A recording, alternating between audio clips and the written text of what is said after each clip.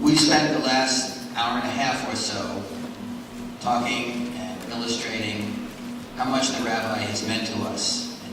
And as Rabbi Kushner mentioned last night, the relationship that's been established between the rabbi and the community is something very, very special.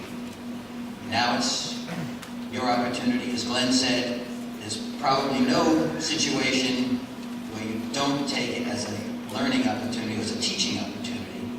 And we'd certainly love to hear a few words from you tonight.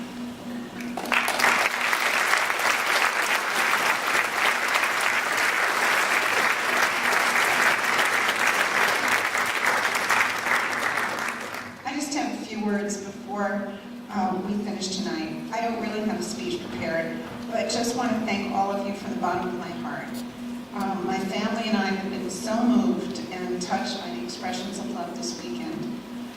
We know how very lucky and special it is to be part of this community, a community of individuals who've become our friends and our community over these 18 years. We've raised our children here, and we've seen so many of our children and your children grow into beautiful adulthood. One thing that we've heard over and over this weekend has been that this is a very special place.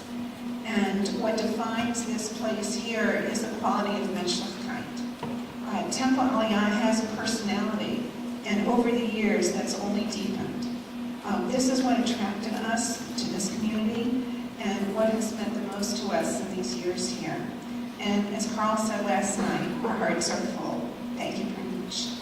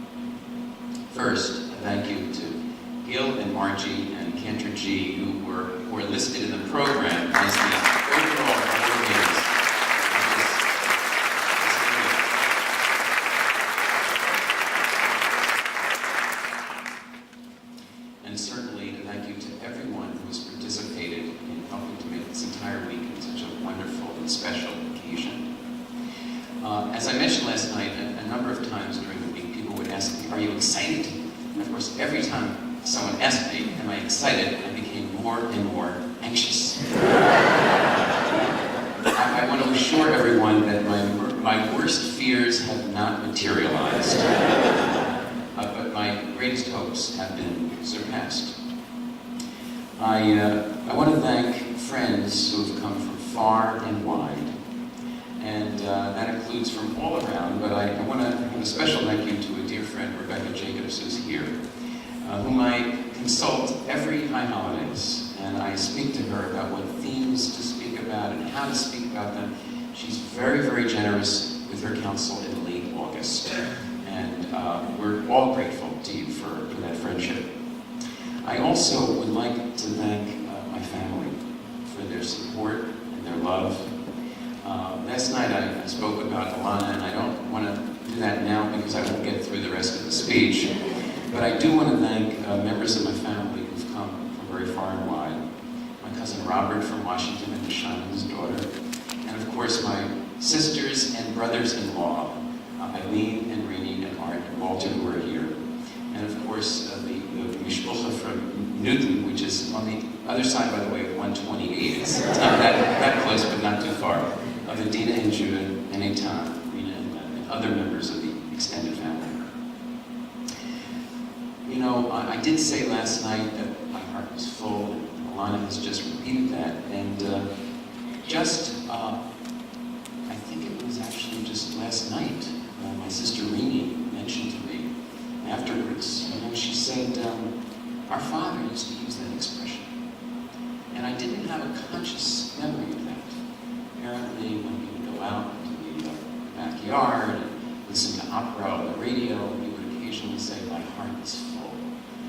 And it was a very beautiful statement that she shared with me because it was nice to invoke the memory of my father, who passed away 10 years ago. And I think of him frequently. He was someone who loved people, someone who was a loyal and hard-working person, and very self-sacrificing. And I try to embody those ideals. Also, had a beautiful letter from Alana's uncle, Sol Lehman, Rabbi Sol Lehman, mentioned my late father-in-law, Rabbi Simon Klin, who also was mentioned by Rabbi Carl Perkins this morning. And as some of you may know, Rabbi Kling passed away just before my ordination and just before I came to this beautiful community.